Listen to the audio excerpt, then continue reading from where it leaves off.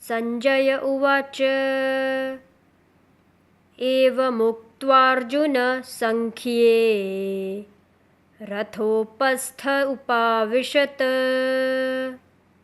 Visrujya Sasharam Chapam Shokasamvignamanasah. Sanjay said, speaking thus, Arjun cast aside his bow and arrows and sank into the seat of his chariot, his mind in distress and overwhelmed with grief.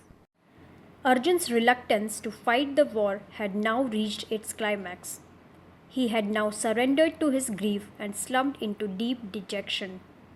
His condition was the creation of his own material attachments and caused his dereliction of duty. This was a completely unexpected behavior from someone who was considered the epitome of devotion and self-surrender to God. In fact, before the battle, when both parties were mobilizing their armies, given a choice between the entire armed Yadu army and the unarmed Lord Sri Krishna, Arjun chose the Lord, as he had complete faith in him. This verse marks the emotional climax and turning point of the Bhagavad Gita. Arjun, the mighty warrior of the Pandavas, is now completely broken, not by the enemy but by his own inner turmoil. The imagery is powerful. He drops his bow and arrows, the very symbols of his strength, skill, and warrior identity. He sits down, physically and mentally withdrawing from action. His heart is filled with shok, that is grief, and his mind is samvigna, that is agitated, disturbed, and confused. Arjun, once known for his courage and clarity, is now lost in emotional paralysis. This is the culmination of his compassionate yet confused reasoning in the earlier verses. He cannot bring himself to fight, even when dharma calls for it. Yet, this collapse is not a failure. It is a moment of deep honesty. Arjun doesn't pretend to be strong. He allows himself to be vulnerable. And in doing so, he becomes ready for real transformation.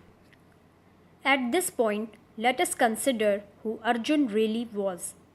He was definitely not a novice bereft of spiritual knowledge. His celestial father was Indra, the king of heaven.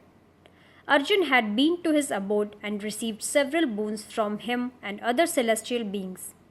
In his past life, Arjun was Nar, part of the twin descensions, the Nar Narayan, where Nar was the perfected soul situated in transcendental knowledge and Narayan the Supreme Lord. Then why in the battlefield of Kurukshetra a grand warrior of such stature was dropping his weapons? What was the cause of his misery? For the benefit of future generations, Sri Krishna wanted to bring forth the knowledge of the Bhagavad Gita. By confusing Arjun, the Lord had created this opportunity. In this chapter, Arjun put forth to the Lord several arguments and justifications why he should not fight this war. And in the subsequent chapters, Sri Krishna has elaborated upon why Arjun's arguments were inappropriate and the way forward. This verse symbolizes a truth of spiritual life. Sometimes we must fall apart before we can be rebuilt.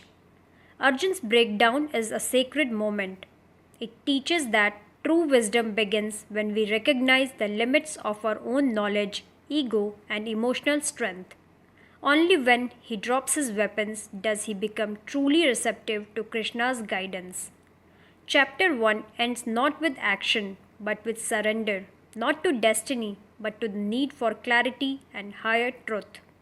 This sets the perfect stage for Chapter 2, where Krishna begins his divine teaching, a response not to strength but to sincere confusion.